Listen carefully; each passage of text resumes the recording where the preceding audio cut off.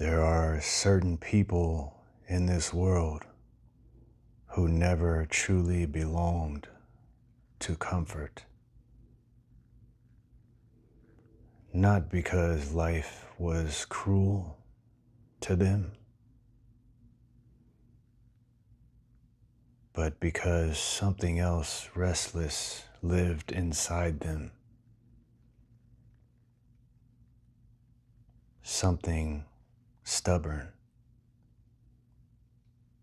Something untamed. She was one of those people. The kind of woman who never spoke very much about fear. Even when fear was standing directly in front of her, especially then. The doctors told her many things toward the end. Slow down. Take it easy. Quit smoking. Rest more. But some people spend their whole lives surviving hard seasons. And eventually, they stop wanting to be told how to live. Even by death itself. She never had plans to retire.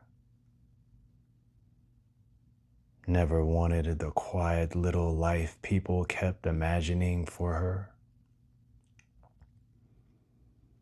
And she sure wasn't going to stop smoking cigarettes just because someone in a white coat told her to. People judged her for that. Quietly. Sometimes loudly. But the older I get, the more I think people misunderstand freedom. Freedom is not always beautiful. Sometimes freedom looks messy. Sometimes it looks unhealthy, stubborn, complicated. Sometimes freedom is simply a person deciding, I would rather live my life my way than to survive someone else's version of living. The truth is, she probably could have lived another 20 years, maybe more. But deep down, I think she understood something most people spent their entire lives avoiding. A long life and a full life are not always the same thing. And maybe that thought frightens people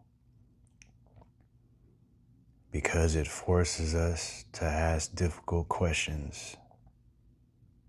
Questions like, are we living honestly?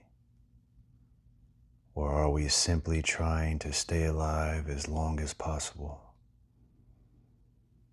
The desert road stretched endlessly before us that evening.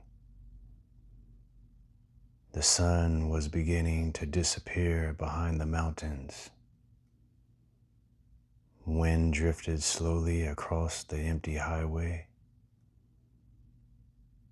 Telephone poles humming softly in the distance. And somewhere between the fading light and the silence of the road, I finally understood her. not completely. Maybe no one ever fully understands another human being, but enough. Enough to stop trying to change people into versions that make us more comfortable. She once told me something I never forgot. She said, "Sometimes the hardest thing to do in life is to accept a person for who they are, not who you wish they were, not who they could become, not who the world says they should be, just who they are."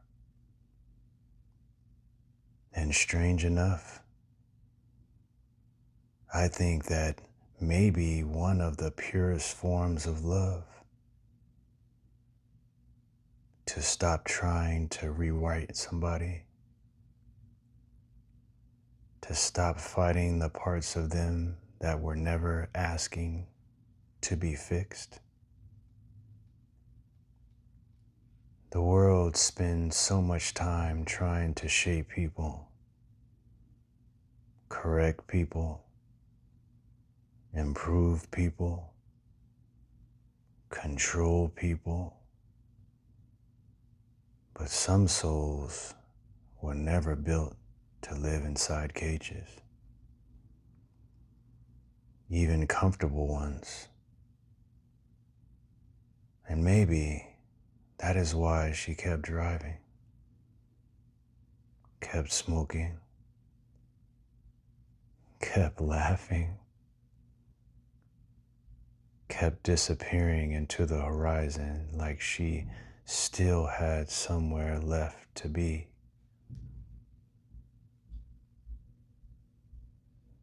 There was something almost sacred about the way she refused to surrender herself completely to fear.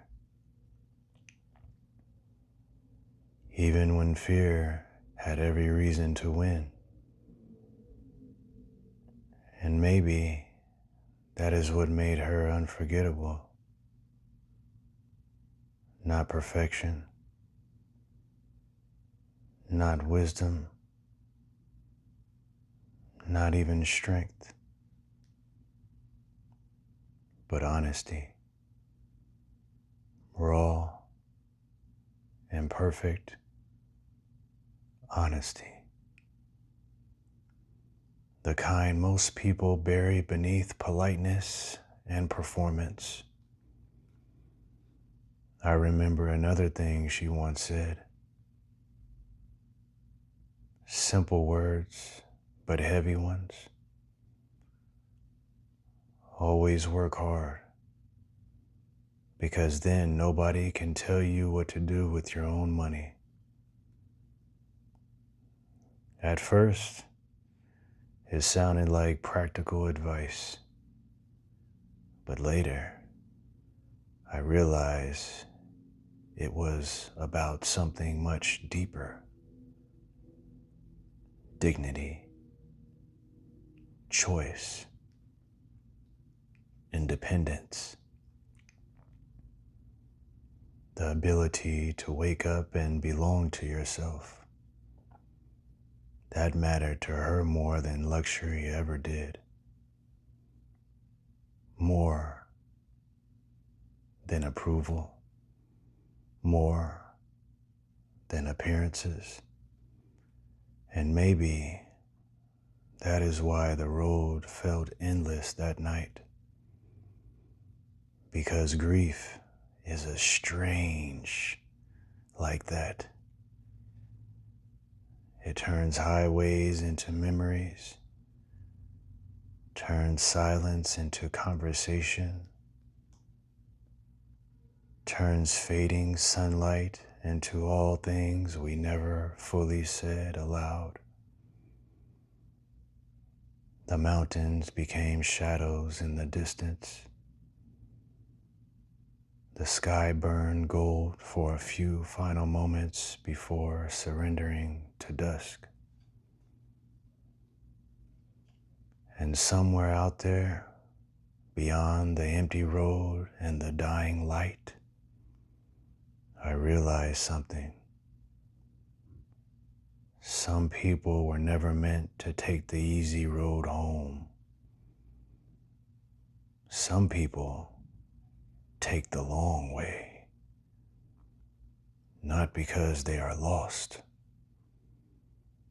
but because they are trying in their own imperfect way to remain true to themselves while the world keeps asking them to become someone else. And maybe that is enough. Maybe the long way home is still a way home after all. Take what you need and leave what you don't. The Unhurried Soul.